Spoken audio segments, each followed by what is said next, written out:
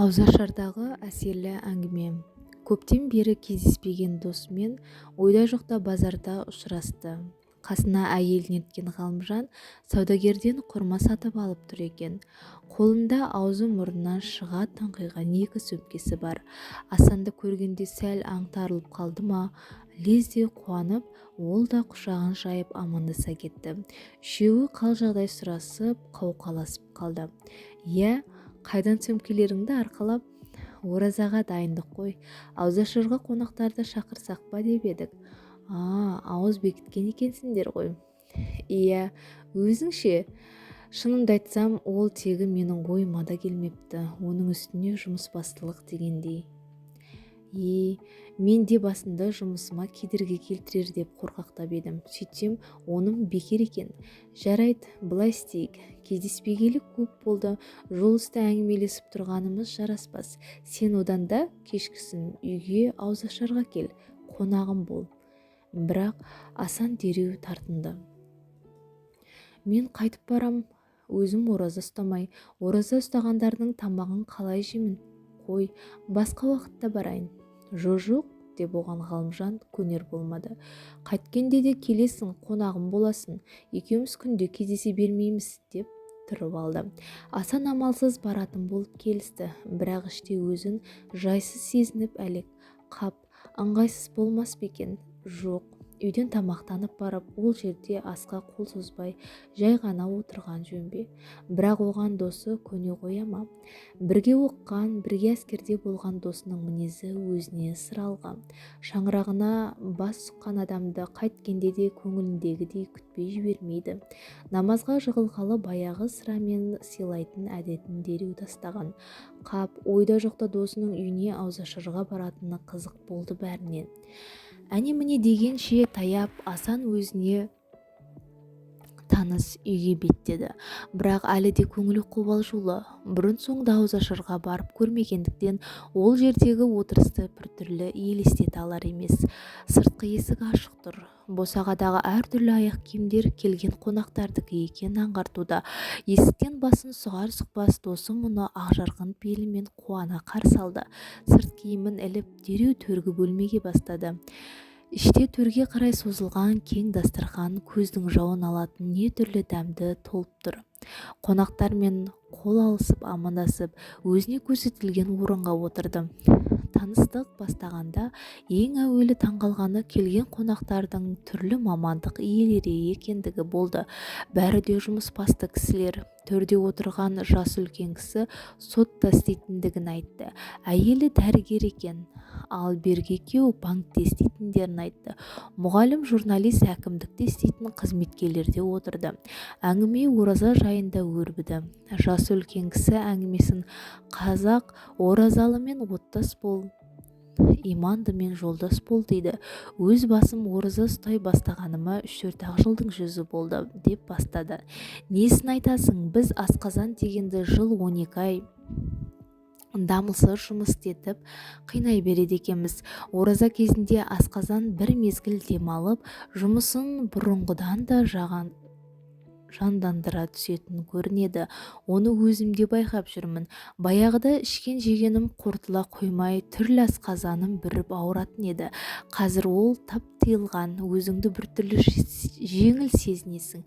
Кейбір жылы жаңа жыл мен ораза қатар келіп, қылмыс атаулының сол жылы күрт түскені есімде. Оның сөзін әйелі іліп әкетті. Мен отағасына ораза ұстаңыз деп айтып келе жатқалы қашан. Оразаның қасиетін енді ғана сезініп келеді. Ашығудың емдік қасиеті бар екені баяғыда дәлелденген нәрсе. Қазіргі күні Европада көптеген емханалар емдік мақсатта осы оразаны пайдаланады. Советтік кезде ораза намаз тоқтықта деп ысырап сөйлеп мән бермей келдік қой. Негізі ораза ұстау үшін тоқ болу міндетті де емес. Қазір мынау біз айналысып жүрген медицина саласында оразаның жүрек қан тамырларына, миға, іш қатуға, артық салмақтан арылту, бауыр метаболизманы жандандыру секілді көптеген пайдалары жұрт кәдесіне жарауда. Мұғалім кісі тарихтан сабақ береді екен. Ол да әңгімеге араласып, оразаға ұқсас құлшылық түрлерінің исламға дейінгі діндерде де кездескенін тілге тиек етті.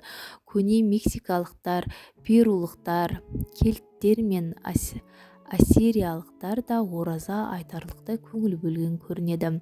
Иудаизм, христиандық, индуизм, брахманизм мен жайнизмдерде де түрлі сипаттағы ораза түрлері болған екен.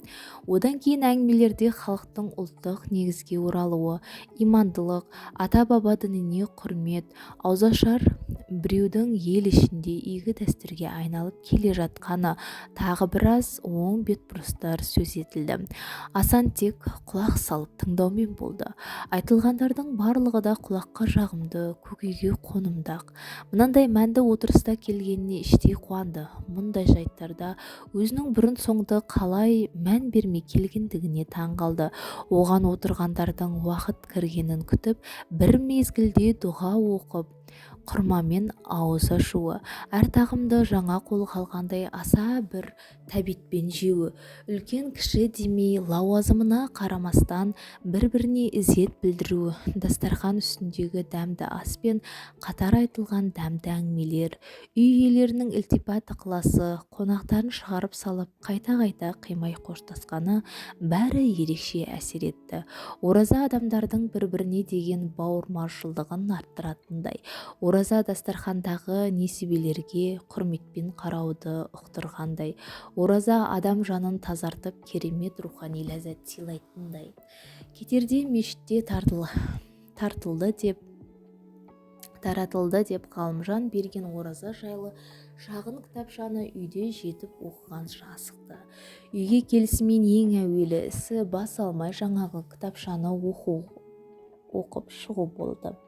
Оразаның денсаулыққа пайдасы өз алдына, оның Құдай сүйген теңдессіз құлшылық екеніне, сауабының молдығы жайлы көптеген мәліметтерге қанықты.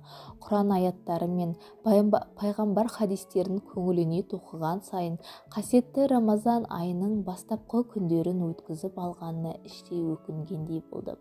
Бірақ оразаның қалған сауабынан құр қалғысы келмеді. Жатарда, «Иә Аллам, ертең ораза ұстасам деген ниетімді қабыл ала көр» деп күбірлеген күйі ұялы телефонның сағатын мұқият түрде сәресі уақытына қойды. Иә, игілікті істің ерте кеші жоқ деген.